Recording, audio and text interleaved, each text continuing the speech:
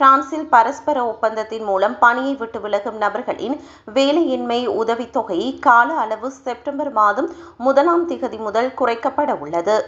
நாடாளுமன்றத்தில் கடந்த வசந்த காலத்தில் அனுமதிக்கப்பட்ட இந்த புதிய சட்டம் தற்போது நடைமுறைக்கு வர உள்ளது.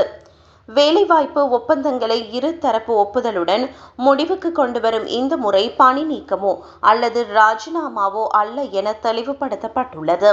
இந்த ஒப்பந்தத்தின் மூலம் விலகும் ஊழியர்களுக்கு குறிப்பிட்ட நட்டஈட்டு தொகையுடன் வேலையின்மை உதவித்தொகையும் வழங்கப்பட்டு வந்தது.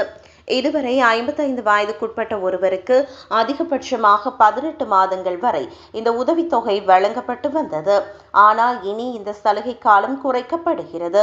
செப்டம்பர் 1ஆம் திகதி முதல் 55 வயதுக்குட்பட்டவர்களுக்கான அதிகபட்ச உதவித்தொகை காலம் 18 மாதங்களில் இருந்து 15 மாதங்களாக குறைக்கப்படும். அதேபோல 55 வயதுக்கு மேற்பட்டவர்களுக்கான முந்தைய பலன்கள் மாற்றப்பட்டு புதிய விதிகளின்படி அவர்களுக்கு 20.5 மாதங்களாக குறைக்கப்பட்டுள்ளன. எனினும் பிரான்சின் வெளிநாட்டு பிராந்தியங்களில் வசிப்பவர்களுக்கு இந்த விதிமுறை பொருந்தாது. மாறாக அங்கு உதவித்தொகை காலம் அதிகரிக்கப்பட்டுள்ளது.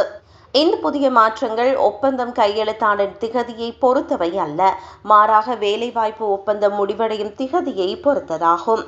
செப்டம்பர் 1ஆம் திகதி அல்லது அதற்கு பிறகு ஒப்பந்தம் நிறைவடைவோருக்கு மட்டுமே இந்த புதிய குறைக்கப்பட்ட விதிகள் பொருந்தும் என்பது குறிப்பிடத்தக்கது.